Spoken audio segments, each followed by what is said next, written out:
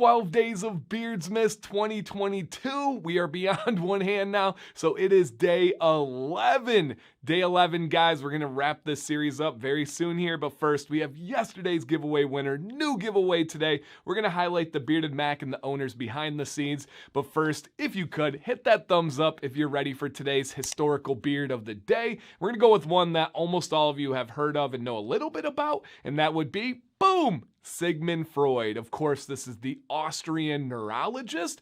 And again, hopefully I bring some new information to you, but I do have to say with him, he is probably the most well-documented figure that I've ever covered, studied, or ever will. The amount of information on this man and what he did and what he covered, oh my good, it is dang near overwhelming. I've wanted to cover him from years, but I didn't know the right angle, and so I wanted to focus on the person. And again, a lot of the stuff, just to be quite frankly honest with you, is way over my head. It's not my field of study. It's not things that I know. So I'm going to focus on things that I find interesting and focus on the story of his life. And hopefully you guys will get that because you know things like the development of terms like ego and super ego. And you can think of all these things. I'm going to mostly stay away from that kind of discussion today and hopefully just tell you about who he was and what his life story was about. So he was born to Jewish parents in Austria. And growing up there, he stayed almost his entire life. He left in the very last year because of the Nazis, and unfortunately 4 of his sisters ended up dying in concentration camps, and we'll get into a little bit more of that towards like the end of his life, but in the beginning he was a very bright young man. He joined the university at 17. He actually wanted to go into law, but randomly something pushed him into medical, and he went to the University of Vienna. He gets his doctorate in medicine, but he has a wild journey to get to where he's going, but also just kind of all along the way.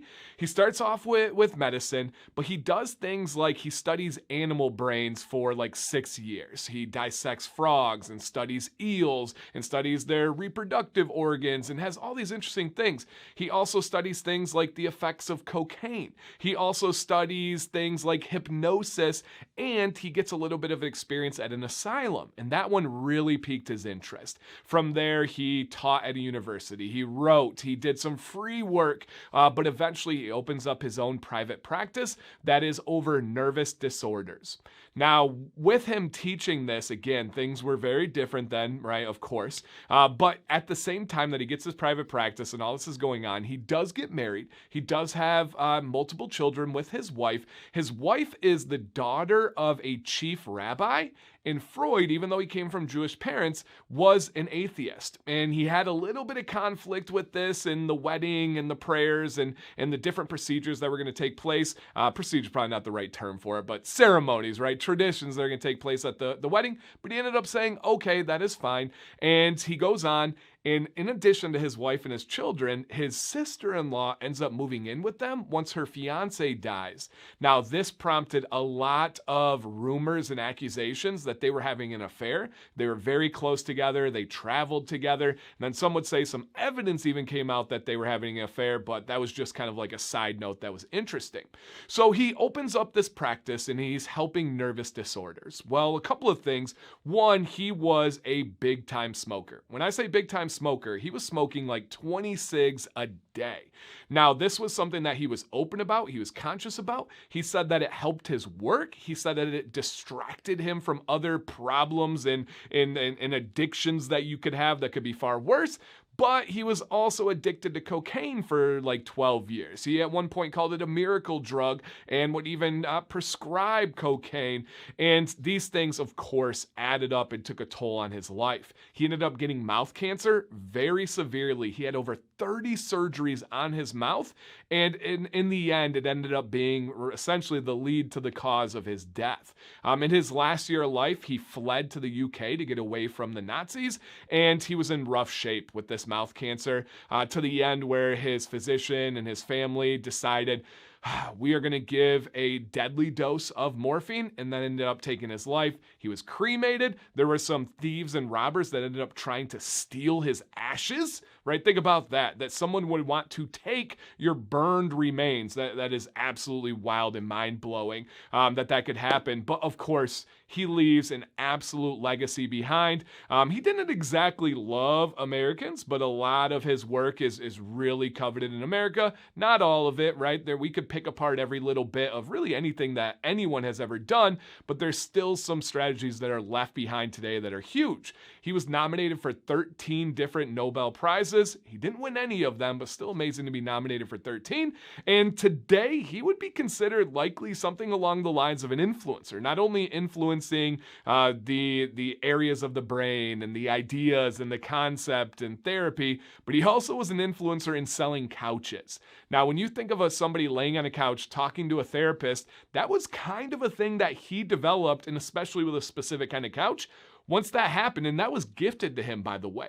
It was a patient that was really appreciative of the practice. She gifted him this couch, and it now became wildly popular and was selling like crazy, and he would even recommend it and sell it in his sessions, almost like it was like an ambassador, or not, yeah, an ambassador program or an affiliate program way back then. So super interesting to think of him in that lens. But this man has left an impact, has left a legacy. He had some controversy. He had some things that we would look at and say, whoo, that's a little bit wild, but the times were different. The impact is felt. Great facial hair, and what an interesting history. And again, there's so many levels. Every step of his life, we could probably go deeper and deeper and talk about what happened there. What was going on when he was in school studying these animals? What was going on when he was at the asylum? What about when he was teaching? What about when he had a partner that divorced his wife and then married a patient? Man, there's so many different things.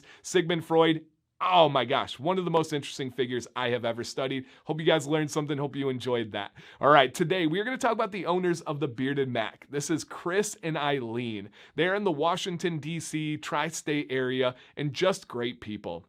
I don't know, probably about 6 months ago or so, I have a live stream on this channel where both of them were on the screen. They talked about themselves. They talked about the company. They talked about their teamwork. They talked about bringing their son in. Their wife, Eileen, is all in with helping this. They have these amazing wash bars that we talk about all the time. Eileen makes those herself. She calls that her baby. She loves it with a passion. Chris is extremely intelligent. He really wants to make the most. He wants to help people. He doesn't cut corners. They do it the right way. They do it in-house, you guys. I've not met them myself personally, but I know one day I will. I love every conversation that I have with them. So much respect. Another company that you guys can fully get behind and know that it's not just about making money. It's not just about putting a label. They're making it. They're doing it for the right reasons. Absolutely amazing. And as always, guys, we'll put the discount up over here so you guys can see Dan C. Save some money, support the channel, support this company. It's a win all around. All right, guys, let's go and announce yesterday's giveaway winner, and that is going to be Beard Octane's, oh, didn't put it up yet, Beard Octane's $50 gift card going to, boom, congratulations. They'll reach out to that email and send you the gift card. Today, same idea, $50 gift card from the Bearded Mac. Same entry rules as the last couple. Number 1, be subscribed. I do check. Number 2, make sure you click the link in the description or the pinned comment. Put your name, put your email address. And then number 3, drop a comment down below with something positive about the Bearded Mac. Whether it's an experience that you have had personally or something that really sticks out to you by just browsing and looking. Can't wait to get your guys' thoughts on this one. Thank you so much for watching. One more video, you guys.